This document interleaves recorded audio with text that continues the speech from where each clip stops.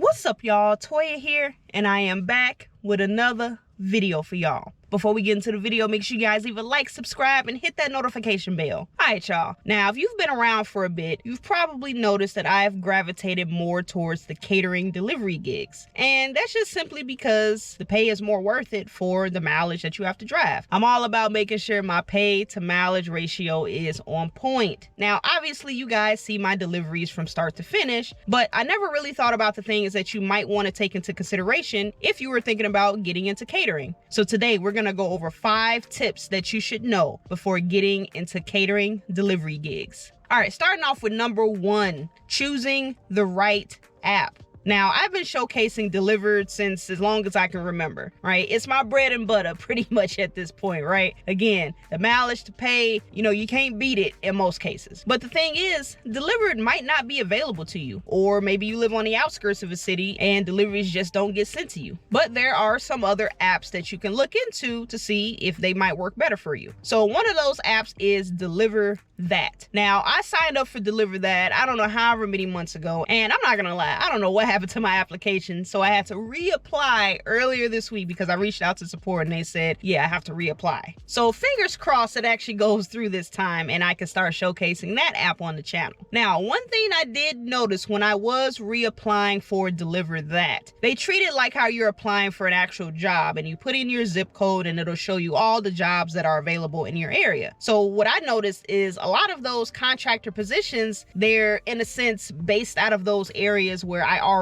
do my deliveries. So it kind of got me thinking, that might mean I'm gonna have more opportunity in these areas in the suburbs compared to in the city, because that's one issue that I have with Delivered. Most of the delivered orders, they're in the city. Like literally a couple days ago, I had to go into the city to go ahead and take care of some business, right? And I kid you not, as soon as I got over into the city, I was getting sent so many offers left and right for orders for the same day. Like I had at least like 4 or 5 sent to me within the span of like maybe 2 hours. And I'm like, wow, I don't normally see that out here in my area where I normally do my deliveries. So I'm curious to see if Deliver That has more opportunity in the suburban areas compared to the city, or is it equally the same? But like I said, we'll have to find out. Now, another app that you can also look into is called Zifty. Now, I signed up for Zifty over the summer. Again, I love my catering orders, so I thought I could find some other apps that also offer catering. But unfortunately, it doesn't seem like it's gonna work out with Zifty. I actually already uninstalled the app a few weeks ago. So one, I would say a good 80% of the orders that did pop up, they were in the city. You had to pick up from the city and deliver in the city. Someone were pick up in the city, deliver out to the suburbs. It just varied. And 2, the other thing, a lot of these orders were stacked. So they were actually 2 pickups, 2 deliveries, all bundled into one job, and it seemed like the pay was going to be the same regardless of how many orders you're doing. If you're picking up 1 order and dropping off 1, it would be $30, $35. If you're picking up 2 orders, sometimes from different restaurants, and delivering them to 2 different locations, sometimes it'll be $35, maybe $40. It just didn't really seem worth it for me in a sense, because I have to go all the way into the city just to pick those up. So it wasn't worth it in that sense. And plus, on Delivered, you guys have seen, it's not uncommon that I can make on average about $30, maybe $40 in a single delivery, just one delivery. But with all that being said, you have to pick the app that works the best for you. So if you prefer going into the city, pick an app that has more city deliveries. If you prefer to do orders in the outskirts or maybe in the suburbs, pick an app that does that. Just pick whatever works for you. Now, moving on to number 2,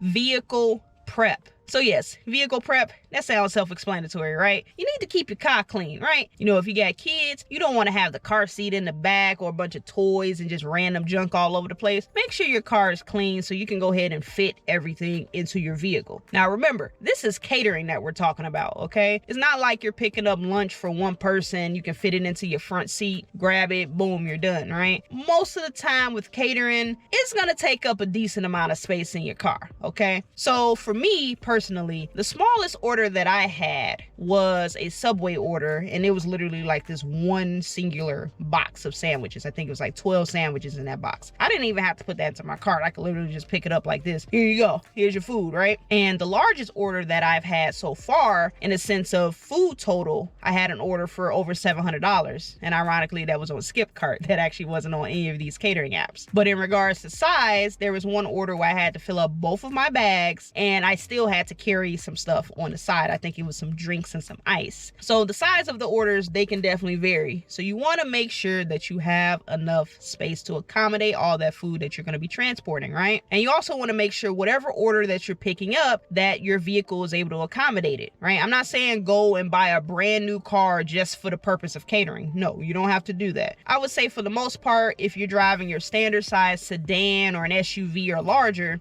you're pretty much set. Now, if you come trying to pick up a catering order in one of those smart cars, do we even make those anymore? I'm not sure.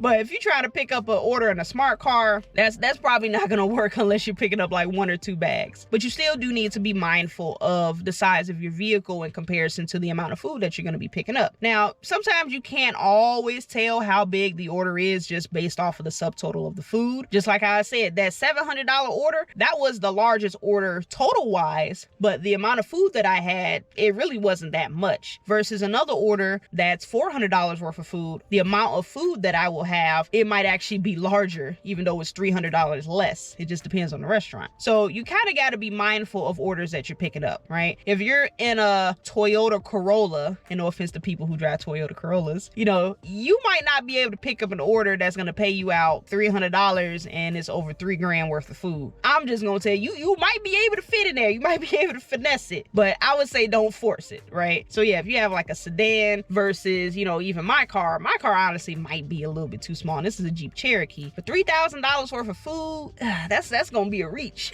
It really might. And like I said, it depends on the restaurant. If you have a restaurant where it's like $150 per tray, you might be able to get away with it. But if you're talking about $3,000 worth of like IHOP or something, whew, yeah, that may not work. So make sure you're picking up orders that fit your vehicle and making sure your vehicle is clean so you can fit everything with ease and nothing's getting squished together or compromised or anything like that, right? All right, moving on to number 3, making sure you have the proper equipment. Now, I won't be able to stress this enough. You need something when you're doing catering. Again, it ain't like you're picking up that single bag for somebody's lunch or dinner and you just put it in your DoorDash or Grubhub bag and boom, you in and out. No, you gonna need something so you can transport this food, okay? So if you've been watching my videos, you guys have seen I use my wagon a lot. My wagon has been a lifesaver, okay? And if you are ever curious as to what type of equipment that I use, I do have all of the links to everything in the description below. Now, depending on how much food you have, a wagon is cool. I would say a wagon is cool. I haven't had any issues with the wagon, but if you're gonna start talking about getting a lot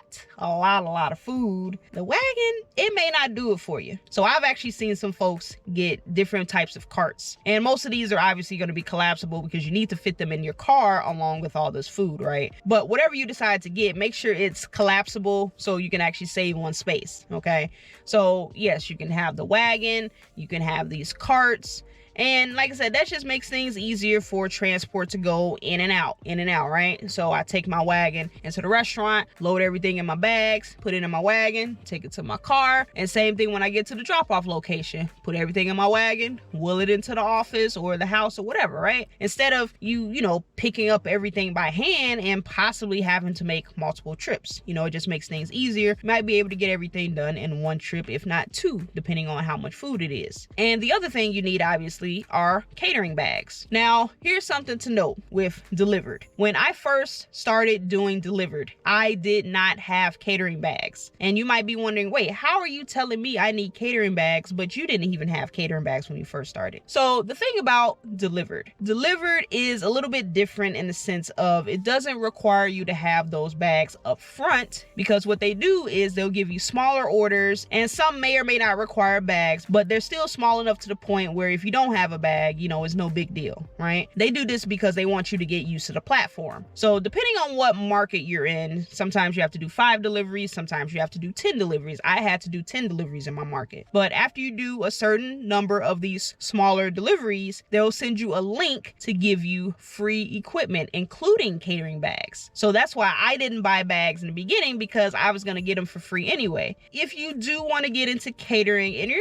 not really sure if it'll work for you, you can do delivered. That way you can do a few orders without having the equipment. And then if it's something that you don't like, you know, you didn't waste money on buying the bags. So that's the way I see it. It's kind of like a trial, right? And then if you do like it, you can keep doing it, and then boom, you get your free bags. So, you know, it's a win-win in a way, I would say. So yeah, pretty much up to you how you want to go about doing that. All right, moving on to tip number 4, securing the food. Now, earlier we talked about vehicle prep and making sure your car is cleared out and everything. But what we didn't talk about is making sure that everything is secure in your car and how to load your car. Now, how you load your car is going to vary. So when I first started, I was putting most of the food in my back seat. But as of recent, I've kind of been flip-flopping, and actually I've been putting some stuff in my trunk more so than in my back seat. And it kind of just varies, right? Now, the thing is, I've had my fair share of spills. Not bad spills, I would say, but I've gotten a little mess in my bags a couple times, right? Now, depending on a restaurant, how they give you the food, it's going to vary. Sometimes it's going to be in these aluminum trays. You know, you can load those up into your bags with ease. Sometimes they're just paper bags. Maybe they have them stapled, maybe they don't. And you can put those in your bags as well. But the thing I will say you need to look out for is those sauces on the side, because man, I think I had a vinaigrette one time and everything was all in this bag, and I just put that paper bag in my bag, and by the time I got it to the customer and I'm unloading everything, I see this spill, the stain of oil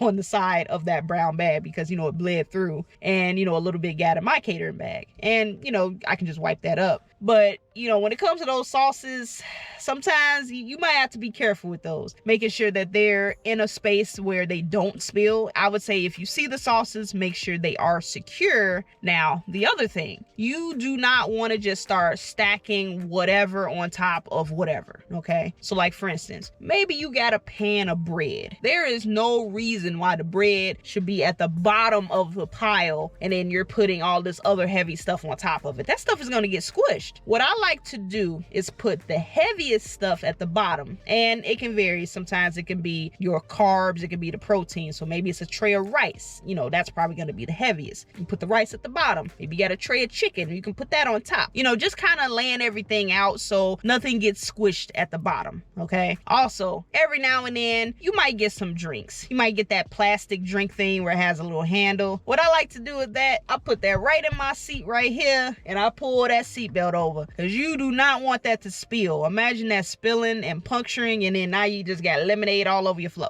You don't want that. So make sure everything is secure, you know, whether it's using your seatbelt, maybe you got straps depending on the type of vehicle that you have. Maybe you got a pickup truck or a van or something, you want to strap it down, make sure nothing moves. And like I said, just making sure everything is organized well and you're not squishing any food. You know, simple as that. And last but not least, number 5, always be professional. Now, this sounds self-explanatory, right? You know, you don't want to come in looking unpresentable, looking crazy, talking any kind of way to the customers or the people at the restaurant. There have been some times, you know, you might have run into some issues, and you just got to keep your cool. You know, sometimes you might run into some delays at the restaurant and you have to wait. The longest I had to wait at the restaurant was maybe about close to 20 minutes. And that was just because there was some type of discrepancy with the time that I had on my phone of when I was supposed to pick up and the time that they had. The time that they had on their end was like 30 minutes to an hour later than what my pickup time was. So in their eyes, I came early. So, but you know, just explain to them, hey, I'm working off of this app. You know, this is the time that they sent me, yada, yada, yada. And you know, for the most part, they should be able to go ahead and accommodate and get everything taken care of for you. But always call support to let them know. Just say, hey, I ran into this. I'm here at my scheduled pickup time, but the restaurant told me different. You know, giving them that heads up. That way the customer customer can be notified, and everybody's on the same page, right? Just have that patience, because keep in mind, 9 times out of 10, depending on the platform, I can't confirm this for delivered, but if you're waiting for an extended period of time for that food, you do get compensated for that wait time. So you're not waiting for nothing. You're still gonna get extra pay for that,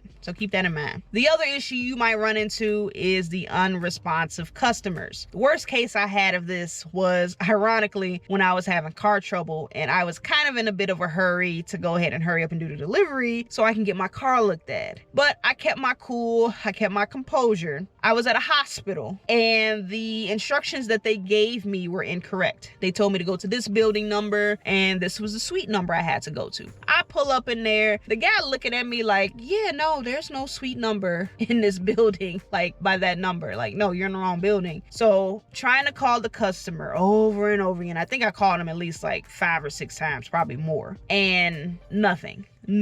And I finally figured it out. It took me a good 20-25 minutes to find out where I actually had to go, and I got everything delivered. I didn't have to confront the actual customer that ordered, but the person I did interact with, I just let them know, I'm like, hey, the instructions that was given, it's not the right building. So, just heads up for next time, if you guys want to just double check, because it took me a little longer to get here than expected. You don't have to go full on confronting, like, why you go ahead and give me the wrong information, blah, blah, blah. Because 9 times out of 10, especially the person that you're actually confronting, they probably have no idea like what is on that back end as far as what instructions were left. Sometimes it's the same person, sometimes it's not. Don't take it out on the customer. You're still there to do a job, set up the food and everything. And then if you want to talk about them in the car, go ahead, talk about them. But don't do it to their face. All that confrontation, confronting the customers, I still don't understand why folks do that. I really don't, because it's not solving anything. So leave your grievances to support if you want to let support know about a situation that happened. You can let them know, or like I said, just keep it to yourself. You can talk about them on your ride home. Call your partner and be like, yo, let me tell you what this person did, blah, blah, blah, blah. You can call your mama, call whoever, but don't take it out on the customer. Do not take it out on the customer. But if you have any like unique issues, issues with getting to the location, stuff like that, call support. Support will be able to help you out, and you can go from there. So, but like I said, don't take anything out on the restaurant workers. Don't take your frustrations out on the customer or anything like that, because last thing you want to do is risk getting deactivated because you decided to have an outburst at the wrong time. We ain't missing out on money over here. So definitely go ahead and keep those emotions in check. And like I said, just be professional. Just keep it professional. But yeah, guys, that's pretty much it, to be honest. Now, if there are any other gig workers that do catering, if you think there are any other tips that one should know before getting into catering, let me know in the comments. But yeah, guys, that's pretty much it. Now, again, if you guys have not, make sure you leave a like, subscribe, and hit that notification bell so you do not miss a video. I'm gonna go ahead and get up out of here, guys. I hope you guys enjoyed this video. I'm gonna catch you guys on the next one. And as always, stay safe out there and keep grinding.